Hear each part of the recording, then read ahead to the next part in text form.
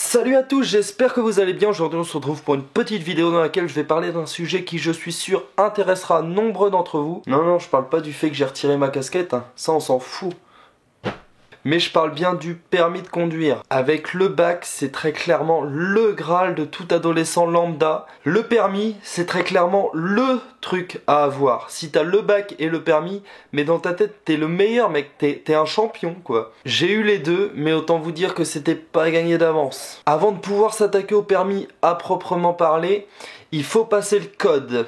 Et comme tout adolescent bien formé, je vous l'ai déjà dit, mais j'étais un flemmard total. Et donc entre mon inscription au code et mon obtention de celui-ci, il s'est déroulé, accrochez-vous bien, 1 an et demi. Autant vous dire que j'étais une grosse merguez et ça faisait que commencer. J'ai eu une évaluation primaire donc avant qu'ils me fixent mes heures de conduite et très clairement j'ai eu le maximum. Je savais pas ce qu'était l'embrayage ni rien. Ils m'ont dit on te met 30 heures direct, tu poses pas de questions.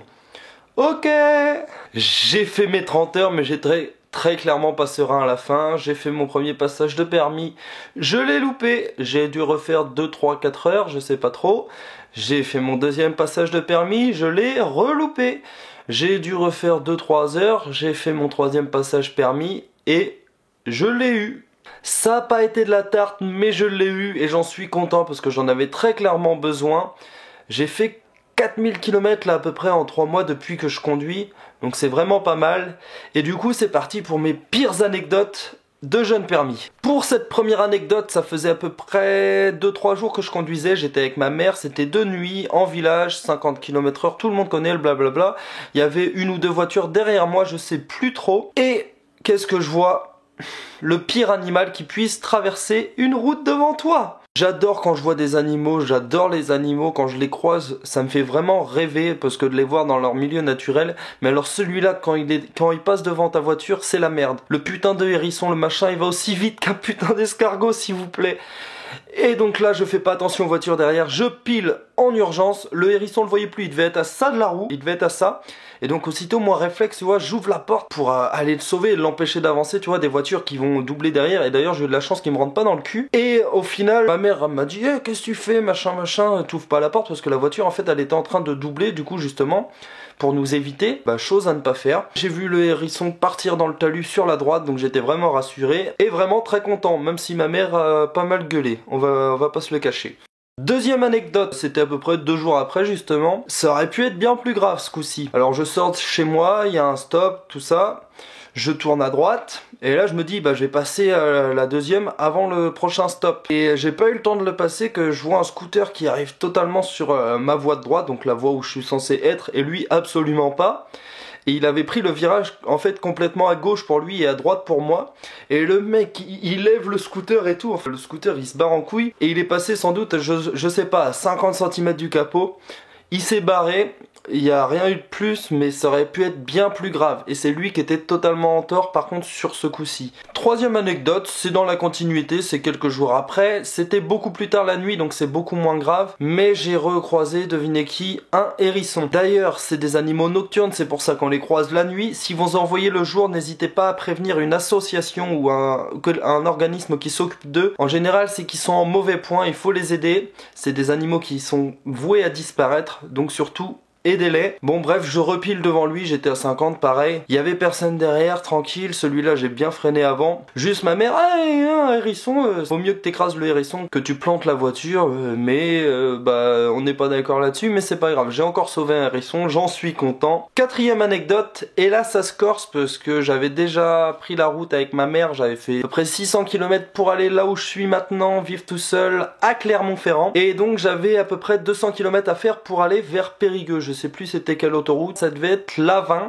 Donc c'était une 2 fois 2 voies, 2 voies de chaque côté avec un terre-plein central au milieu. J'étais sur la voie de droite, donc normal je devais être à 125, 130 puisque c'est la nuit, je faisais attention, il y a beaucoup moins de monde, c'est d'ailleurs pour ça que j'adore conduire la nuit. Il y avait une voiture qui me doublait peut-être à 135, 140 tu vois.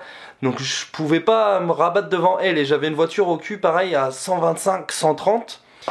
Et donc bon voilà, c'était une autoroute normale, sauf que qu'est-ce que je vois s'insérer devant moi? un putain de 35 tonnes. Sauf que lui, il s'est même pas arrêté ni rien, il s'est inséré, mais à 60-70 km/h. Donc moi je me retrouve derrière lui avec une voiture sur la gauche qui me double à fond, enfin qui va 10-15 km/h au-dessus de moi. Et donc je me dis, bah je peux pas le doubler, je suis obligé de freiner. Donc je freine, je me retrouve, je passe de 125 à 80 genre en 5 secondes. La voiture derrière, bah elle est obligée de doubler, du coup elle enchaîne. Ça a vraiment klaxonné ce coup-là, j'étais en tort, je l'avoue, parce que j'étais à 125 au lieu de 110 pour moi. Mais le camion, lui, n'avait pas à s'insérer, tu vois, devant moi. Celle-là, j'ai bien eu peur sur ce coup-là. Et je suis content que ça se soit bien terminé. Bon, je pense que ce sera la dernière anecdote, ça sera la 5e, puisque je vais rester sur des formats assez courts, puis j'ai pas non plus beaucoup d'anecdotes à vous raconter. Mais celle-là, elle est pas mal aussi. C'était pour ma vidéo dans l'Aveyron, celle Je vous présente ma passion. Avant ça, j'ai été chercher des fossiles. Donc ça, un jour aussi, je ferai des vidéos si ça vous intéresse. C'était vraiment... J'ai pris des petites routes bien sinueuses et tout, plein de virages. L'Aveyron, c'est vraiment pas peuplé. C'est la campagne, il y a personne. Et donc, route sinueuse, tout ça, j'arrive dans un petit hameau. Et j'avais bien vérifié sur Google Earth, voir si c'était bien une route qui menait au spot pour trouver les fossiles. Donc au début, c'était une route, donc je m'engage, je fais bon peut-être 400 mètres, et là, paf, un chemin de cailloux, la gravelle sévère. Je savais pas gérer en fait, je me dis si je m'arrête, je vais déraper, je voyais que la voiture dérapait, elle était...